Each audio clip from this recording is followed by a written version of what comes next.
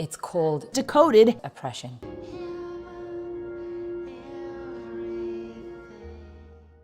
These two abortions of videos that we're about to watch today have some things in common. They're both obsessed with race and racism.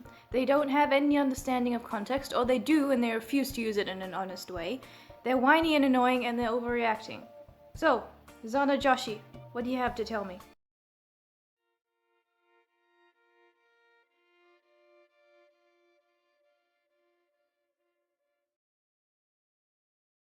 In a patriarchal society, women are supposed to quietly submit to oppression.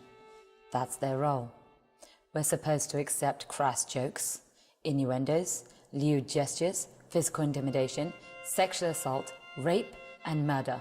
So I'm just going to skip some of the points that she makes because they're just the same thing that you usually hear, and honestly, I would be a broken record if I kept trying to reply to them. But let's skip to the interesting bits. Women of color suffer the most from rape and sexual assault. Men target us because they know we have no power. They know the system won't protect us. That's called white supremacy. Well, that's interesting. So Native Americans aren't exactly the biggest population on the earth. They're pretty small. So if you're saying that the biggest amount of rape that happens in a population is a third of one of the smallest populations out there, then doesn't that mean that rape happens extremely rarely to everyone else? I mean, that kind of downplays it. And I'm not just talking about the entire world, I'm talking about just in America itself. Wouldn't that just make it an extremely small problem, at least, just in terms of numbers? And if you're trying to say that it affects people of color the most, then you can't push that 1 in 5 statistic that people always like to say, because that doesn't make any sense. In order for that to make sense, we would have to have white people having the most rape happen to them because they're the biggest population there.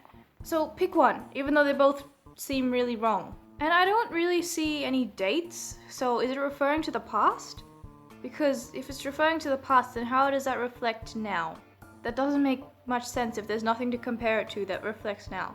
You just look like you cropped it. Like you cropped some of the information that was on it. You cropped out where it was from. You just kind of slapped the statistic on the screen and you didn't say where it was from. That makes me question what it's actually trying to say.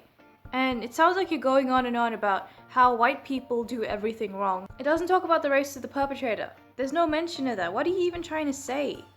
You have no context and you're losing more credibility. Not that you had that much to begin with. The cops are twice as likely to commit domestic violence against their partners. I didn't have as much time to try and find it myself, but I heard the Honey Badger radio response and they mentioned that it was actually domestic violence committed against the police officer and their family.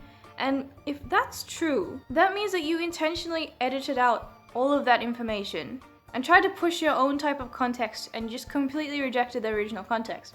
And that makes me question whether you actually believe any of this shit, because you would have had to be confronted by this statistic of violence against the police officers and their family. You would have had to absorb this information in order to reject that information and push your own bullshit. So, are you just doing this to make money, or are you just doing this for attention? I just find it really hard to believe that you believe any of this. I mean, when I'm responding to this stuff, I usually just have a benefit of a doubt of, yes, they believe in this stuff, so I'm gonna respond to it as if that stuff is what's really being said. But in this instance, I just... Cops are ex-military. 8 out of every 10 women in the military experiences rape and/or sexual assault while serving. None of us can be safe in such a culture. Why brown men get profiled as drug dealers and terrorists, color are kept down with prisons, detention for... Honestly, if you have to use an article and you have a bunch of them to try and say a point, I don't really see anything wrong with that. I mean, as long as people have the opportunity to go through them and actually see what's being said. But you're just flashing them on screen and they have the weirdest fucking things like... Color are kept down with prisons, detention for... And I might just be misunderstanding how they're phrasing it. But then I would need context for you to explain that to me, because now I don't know what it's trying to say. And you don't have any citations at all. I have nothing to look at. How am I supposed to believe you if I don't have anything? And with all of these creepy fucks... I agree with the men. That wasn't sexual harassment. You overreacted. I've dealt with all the insults without making scenes. What happened to you wasn't even that bad. Why didn't you just let it go? You were so hostile to him. They're saying either really reasonable things in a really creepy way to make them sound evil for some reason, or they're saying really backhanded compliments to you, like, oh, her voice is so loud, I'm scared of that. Her voice She's such a strong woman. I'm scared of that. It sounds like you wrote this. You wrote this, didn't you? You're pointing at things in the past, saying that they happen now in the Western world, and you give no evidence to the fact that they are happening, besides whining about all the oppression that you've had in your lifetime. You are the biggest joke since Attack of the Killer Tomatoes. You know what? I've had enough of this. I can't respond to any more of that. Franny, talk to me. Finally, we're going to answer the question you've all been asking. Why does Decoded hate white people?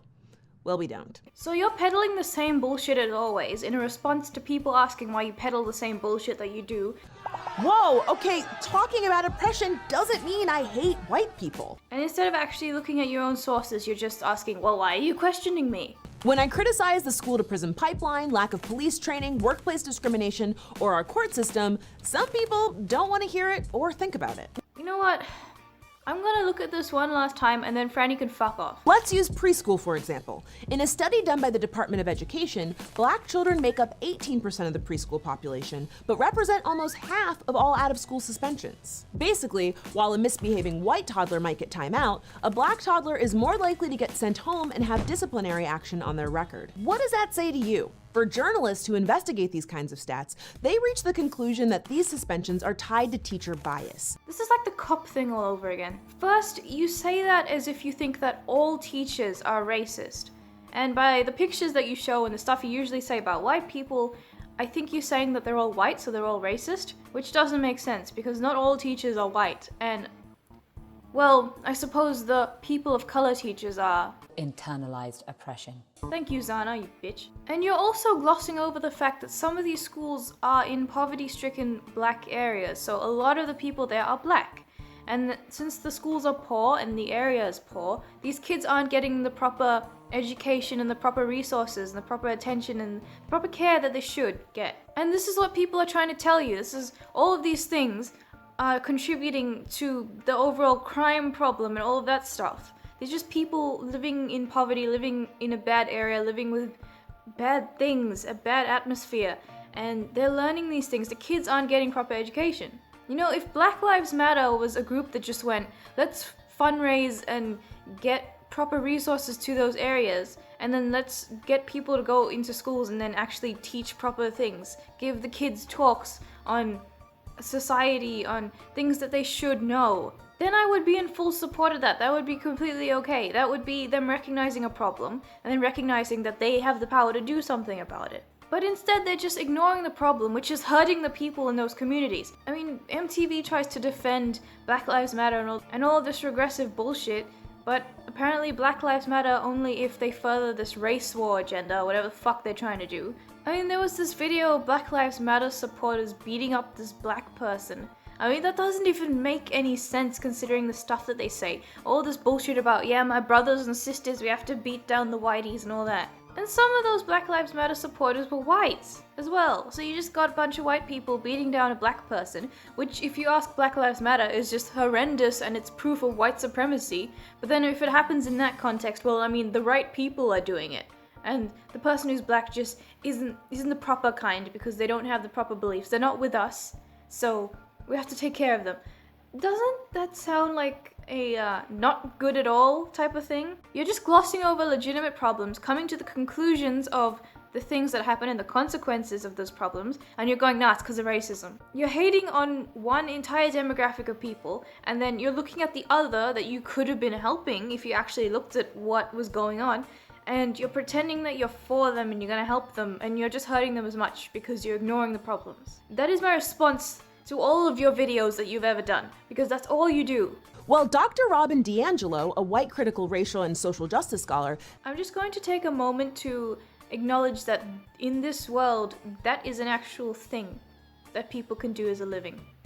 What does that even mean? has described the discomfort some white people have towards talking about racism as white fragility. White fragility, male fragility. If these aren't racist and sexist things that you're trying to push, I don't know what is. I mean, imagine if someone came along and they're like, black women are too weak-minded and fragile to do proper things and be in places of power. You would be triggered. But that's what you're saying. You're saying white men so fragile. But then you contradict it by saying that they're so powerful that they've made this entire world based on their white supremacy. And you continuously blame all of your problems on them. There are people who blame every single problem they've had in their entire life, every single mistake that they've made, every single personal, intimate thing that's happened on the white supremacy world control. I mean, if these people are so powerful that they can personally interfere with the intimate parts of your life to fuck it up, then how can they be fragile? And if they are fragile and they can still control you, how fragile are you? Because I don't feel any of this oppression control, so I must be missing out on something here. Maybe I just have a backbone? You're just coming to these conclusions that are just so wrong. Every single video sounds the same. You're just going on and on and on about the same thing. I don't even know what to say here because if I keep responding to this stuff, it'll just sound the same. People think that you hate white people because you blame them for everything. Every time racism pops up, you continuously point at white people as a whole, as the stereotyped thing that has one characteristic that is racism. This one-dimensional villain that you've created, and you're saying that all the problems stem from that. You're saying that they're born this way, that they need to be re-educated. You're saying all of this blatantly racist stuff, and you're wondering why people don't like you. I mean, I don't even know how you have a white husband. Like, I hope you're not this mean to him. I hope you don't go on about this stuff to him. I hope you actually treat him like a person. And then you and Zana talk about women of color, as if we're all the same thing. I mean, she's using the word sisterhood. I'm not a part of this sisterhood. You don't speak for me. This is bullshit. If you really want to help women of color, then you can start by not putting us all in the same bubble, because I don't want to be associated with you. The only thing that ever makes me feel ashamed of the demographic that I'm part of is that you're part of it too, and you're trying to say that you speak for me. So, congratulations. If that is the point of feminism, if that is the point of this SJW stuff, then congratulations. Francesca, you're never going to have anything noteworthy to respond to if you keep peddling the same stuff. So, unless you have a video similar to someone else's that I can lump in the same video and respond to both of them, or you say something completely outlandish and completely different from what you usually say, I'm not responding to your bullshit anymore, because you can continue to sound like a broken record, but I don't have to. I think there are more interesting things in the world. Bye. Have a nice life. Actually, no, don't. Okay, thank you for helping me so much with that academic paper stuff that I mentioned. Thank you for being patient with it as well, because as I said before, it is a really new concept to me, and I have to learn a lot of new stuff, so that's why it's taking so long. And also, I don't want to just like look up something and then repeat it and then say, yeah, this is debunked. I want to actually learn the thing that I'm looking up because I think it'll help me in the long run and it's genuinely interesting. So I've taken all of the stuff that people have said in helping me with the paper and I've broken it down into concepts, and every day I kind of look at it a little bit and then I just make sure that I actually know it, that I'm learning it, so that eventually when I learn everything, I can actually look at the paper from an honest perspective of just me looking at the knowledge that I have instead of running to look something up every 5 minutes. Because for my first paper, that would be extremely confusing. I would probably get everything wrong. And I haven't really figured out how I'm supposed to make a format for it to convey what I'm trying to say. So it is going to take a while. The first few papers are going to take a long while just for me to get into the habit of doing it and to learn all that new stuff. Another thing, even though this stuff is really important, it is. And it is really interesting to talk about. I think, as I said before with the Francesca thing, there's a lot of stuff that sounds the same that I could just lump into one video instead of just making the same thing and then saying the same thing in a bunch of different videos. Because I think that would be a kind of waste of time. Just for the sake of having variety, some interesting stuff. Like, the same approach will be taken, the exact same approach of just, let's look at this belief thing, let's look at this thing that someone is saying, and then let's look at how true it is, or let's look at the fact, or let's counter it or something. The same thing, except just more interesting stuff. Like, I could look up weird internet conspiracies, or just show you genuinely interesting stuff. And it's also just, I don't want people to see one of my videos and go, okay, I like the way that she might be saying stuff, but the content is just really depressing. And it just makes you feel really angry, because it does, this stuff does. So, it's important to say, so I'll say it, but not every single video. You don't have to come on like, yeah, I'm gonna get depressed after this because of this stuff. Think of it as a bit of a positivity change. And again, this will not happen immediately. This is just because I am a small channel, I keep getting these update questionnaire things at the end of my videos. And I know it's kind of annoying, but I need to get the stuff out now to make sure that we can pick a direction that the channel is going in. Like an interesting direction, an entertaining direction, and then just implement it further on.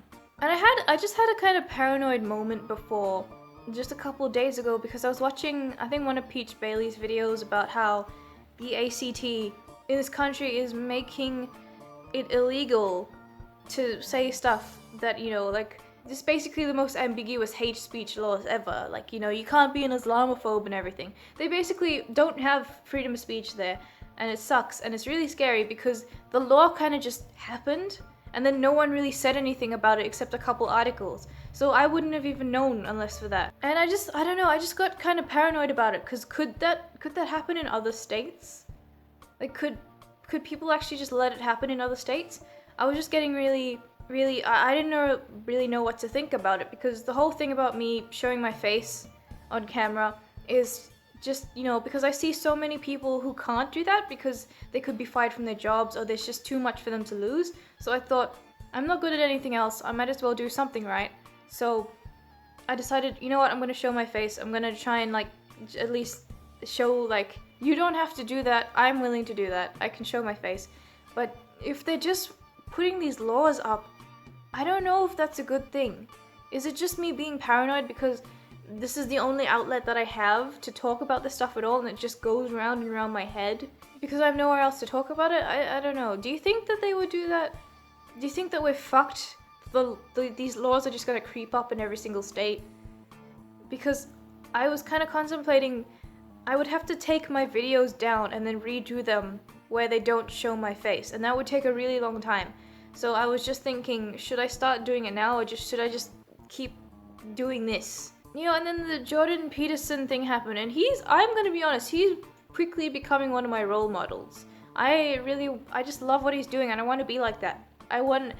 This is kind of like the lens of focus where my life will go. I want to fight for that stuff as well. So to see that happen, and then to see me being paranoid about making this decision of being scared about where freedom of speech is going, I don't know, it was just really hard. So if you've managed to understand any of that rambling, incoherent stuff that I've just said, then what do you think I should do? Do you really think that they would continue to pass those crazy laws everywhere? I mean, I'll try and link it in the description. If not, I'll find Peach Bailey's video that she did and link that in the description so you can see what I'm trying to say here. So, I don't know. Take all of the stuff that I said and respond to it. It's clear that people who get mad about discussions of racism aren't actually listening to the criticisms. They aren't hearing the facts and stats.